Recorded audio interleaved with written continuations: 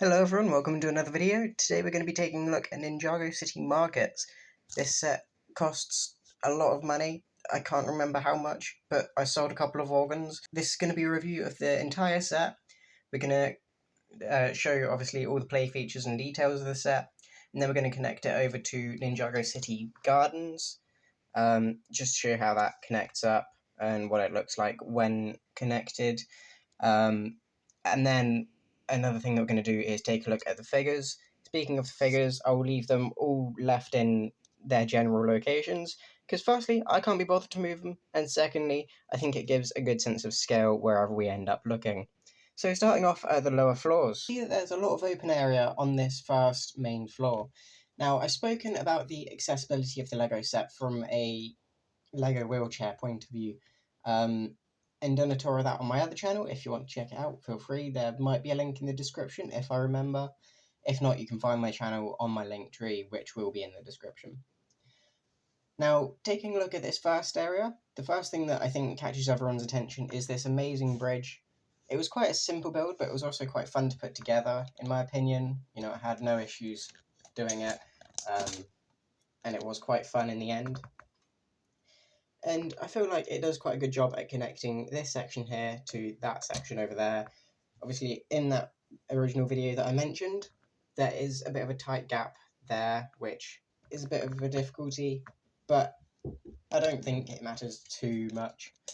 As well, just keeping the cost where you're not having to sell more organs than you have to buy the set. So here there's the boat. It's got a space for a minifigure to stand on there, and then a couple of crates with various fruit and vegetable items you can imagine, maybe some tomatoes and peppers. Again, you can get creative with it. It's quite a nice build, and it suits the Ninjago boat theme that we've had going on in a couple of the Ninjago City sets, I believe. One other thing is the water uses the same technique that all of the other sets use, where they've got like a blue over layer, and then they've got lighter shades of green here to show where the water's slightly shallower, and then they've left black areas where the water is slightly deeper. It gives quite a good effect, and I've never had any issues with it in the past, so I'm glad to see that it's still continuing, and that's done whenever you see water in this set, all throughout the build. Now, if we move on just a little bit, you can see that there's a nice little tea shop build here. Again, if I can try and angle everything so you guys can see it here. Pretty much all of the details in this set are stickers, however these two pieces here are printed. And I think it's quite a nice build, quite an interesting build, not something that I was expecting, where you build the entire thing upside down with clips to hold the plates on. So that was quite an interesting build, quite a big fan of it, and it was quite interesting to see where the build went. And one more thing on this level in the open area is this little shop in the background. Again, you can use your imagination, you can stand minifigures behind it, and it's got a box with a couple of frogs there, and then again some more vegetables and fruits for maybe a dragon shop. The dragon for Ninjago Dragon's Rising, can't remember the name of it. I think it might be Ryu, maybe. But it would have been cool to have that dragon in the set, just, to go along with the dragon theming. But again, it is what it is. Still quite a nice build. Now what I think we'll do is we'll zoom back out, and I'll bring you around to this area, which, if you can see, is something that we'll be taking a closer look at later. But I do want to say, with this assembly here, if it comes out, it is quite difficult to put back in, back into place once the build's been done. It was just a little bit fiddly for my liking. Again, when you're building this set the first time, it's not an issue, but if you do accidentally knock it out of place, then it will be a bit fiddly to put back into place. Very interesting build here with the light, or the lamp, I believe, where this isn't actually connected, it's just loosely hanging in the loops. So I'm quite a big fan of that. Again, just Ninjago city sets do such a good job at making the builds interesting and using very unconventional building techniques. And that is something that you'll notice here as well, with the bookcases being used on the top. And then if we zoom back out, you can see that this is quite an interesting build as well. And one more thing on the outside is this area here, which again I mentioned in my first video is a ramp for Cyrus Borg. Now I don't have Cyrus Borg to hand, he's up in his office, but I will take an extra figure that does not come in the set just to show you that the ramp does work, and you can ramp them up there like that. Again, if Sane wasn't in the way, then I wouldn't be having issues getting him up there. But yeah, it was quite a fun build. You know, I feel like the accessibility, again, I'm not going to go into it too much, but it was very fun to see done in a Lego set. Now, give me 1 second while I turn the set around. Back view, you can see the outside of this shop here. Now, this is Camille's shop, and it's got an interesting design. You can remove this wall, and it shows you the interior, which if I just drop the camera down and try to get a bit of light in there, you can see it looks quite nice. Some very interesting builds going on in there. I find it a little bit weird how the shelves are built identically. All the items on them are done identically. You know, there's nothing special about either one. So I would have preferred it if they had had some other builds to go in there. Now, if I can angle this back and kind of zoom in, you can see that there is a sticker there with a painting on it, as well as on the inside of this wall, there is also a sticker with a painting on it.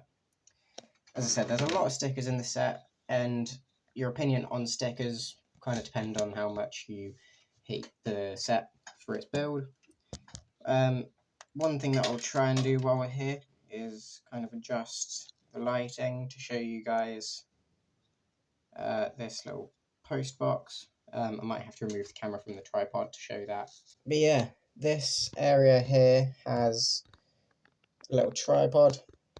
No, not a tripod, a post box, which is a Minecraft animal head with a sticker on it. And then if you remove the post, it is just one of these parts, the Ninjago cards, and I believe there is another one in the set later on in the build. And one thing that I will draw attention to here is the poop chute. Now, this will come into play later with the toilet, a bit of a teaser. So yeah, you can have poop come out of there, and people complain about the fact that it's going into the water, but I don't really care. It's a fun toy with little fun play features, you know, nothing too special. Now, if I bring you round, here's the backside of the shop from earlier, and then Kai's blacksmith shop, and I've knocked the ladder out place.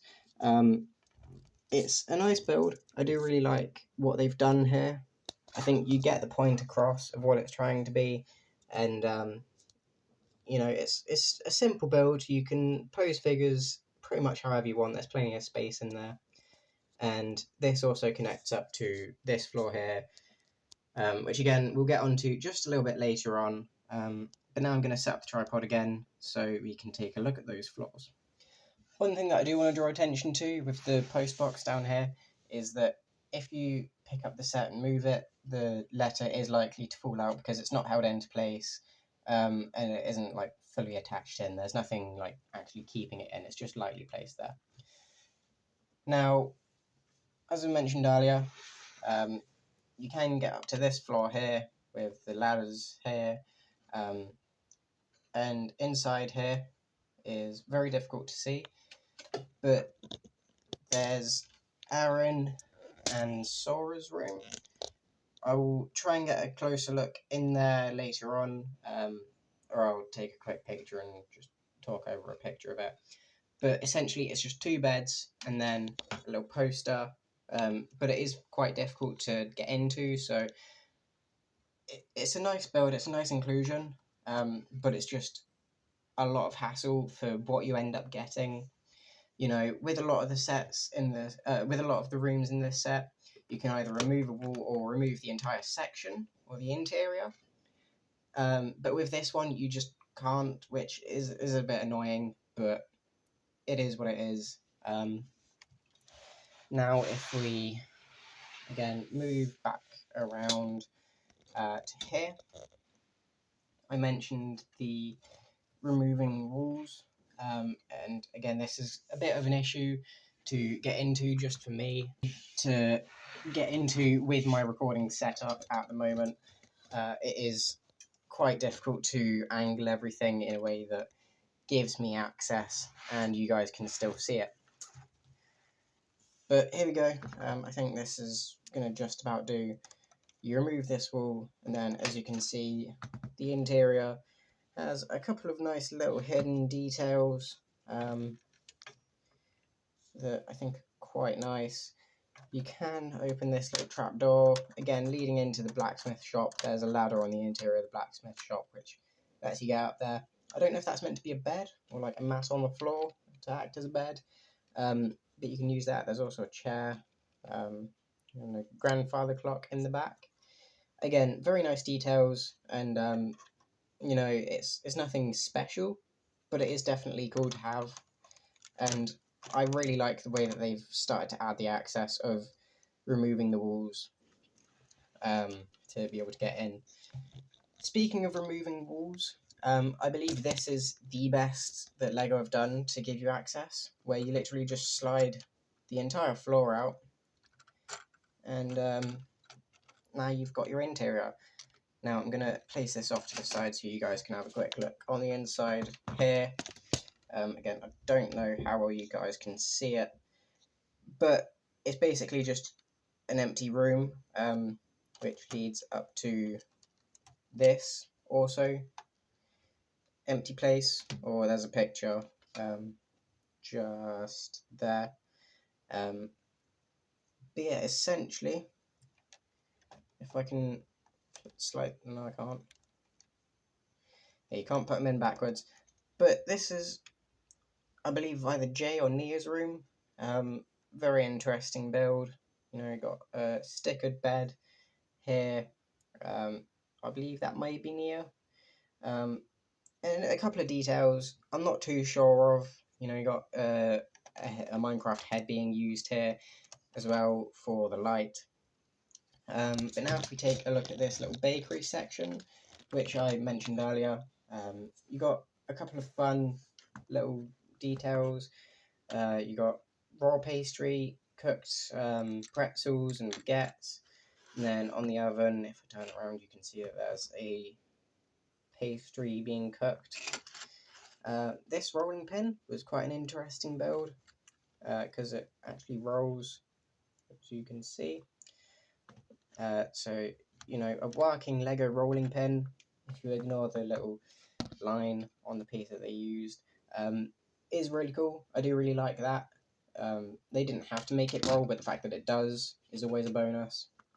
And these stairs lead up to the little banister, which I mentioned earlier, with what I think may be Nia's room, possibly.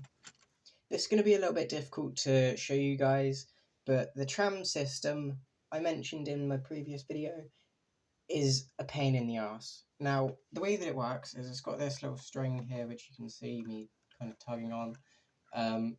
That's connected to a pulley system, which raises and lowers the tram car, or the sky train thing. Again, I don't really remember the name of it. But, yeah, essentially, you have to do it perfect, otherwise it doesn't work. And even then, there's still a bit of an awkward feeling to it. Now, one thing that I did show in my disability access video is that you can, if I can get my fingers in there, open it up mostly to allow someone on to the train, to the tram, sorry. Again, sorry if the camera was a bit dodgy then, but you can open the platform up and you can load a figure onto it. However, I don't see many people loading up figures from here. They'll probably bring it up to the middle and then load it. But yeah, this area feels like it's under a lot of stress, and that is partially my fault with the way that I did the string, because the length of string that Lego give you is the exact perfect measurement if you can tie up both ends of the string, so to the hook and to the coil that obviously winds up to pull the string in. So that has to be tied up perfectly using the exact right amount, and you can't be cutting any length off. Now, I struggled to tie the knot quite a bit, so I've ended up with a bit of excess string and had to cut that off because otherwise it just didn't fit through the holes. So yeah, I don't like Lego string designs. I know they're kind of necessary, especially for a play feature like this, but it is such a big pain that it does feel like it takes away from the set because it doesn't work as it's intended. As for like a play feature goes, the thought is cool, but the fact that you got all of this fiddly stuff, and then if I start drawing it up, you can see that it's quite a slow process as well. It's not exactly the fastest thing. This is me, or that was me cranking it up from the little crank fairly quickly, and it still didn't do that much. Now, if you want to put a figure in here, again, as I said, I'd recommend that you do it from this area here, like in the middle. And if I just take this dude, you can put wheelchair users in here as well. However, I, again, couldn't be bothered to grab Cyrus Borg. Again, this is so... That has never happened to me. Again, the play feature itself is a lot of stress for very little reward, I think, personally. The thought was nice, and I can see some people having fun with it. But as you've just seen, there's a lot of drawbacks to having this play feature that it just doesn't feel worth it to me. And it even affects like taking the set apart. Because if you want to remove the upper floors because of this tram connecting from one floor to the other, finally attached it again. But yeah, if you want to remove this thing, this little black tram part, like the rail, you've got to unclip it and disengage it from the top and bottom to be able to remove this like grey platform here all the way along, which yeah isn't ideal. I feel like it takes away so much from the set while trying its best to be good. It's just not for me, I think. It looks nice. I can see some people feeling like it adds value. You know, I'm not completely hating on the feature. But at least in my opinion, there's so many drawbacks to it that I would have preferred that they've just do something else. Maybe if they wanted to have like an elevator system, have just a standard one that goes straight up and down and add that to the bridge here. And then use the space up here for something else. We'll get onto this section later, but I feel like if they had cleared this area out like they have, had a regular box elevator with a removable... I just broke one of the roof panels. With like a removable wall here, so you can load figures up, and then fake doors here and on the other side. You could have it so the elevator can go up here, have like a wall. I'm just gonna lift the camera. Again, we'll focus on this area in a sec, but if the elevator went from there up to here, obviously remove the bridge, have a set of doors here that can open and a set of doors here that can open, that would first off fix this issue with the things, like with the accessibility getting into this section, and it would also feel a lot better instead of this. This is just so many issues, and I feel like this would have been a bit easier to do. Speaking of lifts, this next section that we're going to go to has quite a nice lift play feature. Again, if I can just move everything around a little bit. I mentioned the play feature, the dial for that is over here, and you can see me spinning it quite quickly. Aaron's measures, so it can eventually get up to the top here. Now, I've seen other people, such as Jang Bricks, have this issue, but they can't fit the tram. This is as far as it goes, and when you extend the platform here, it doesn't quite fit into where it looks like it's meant to go.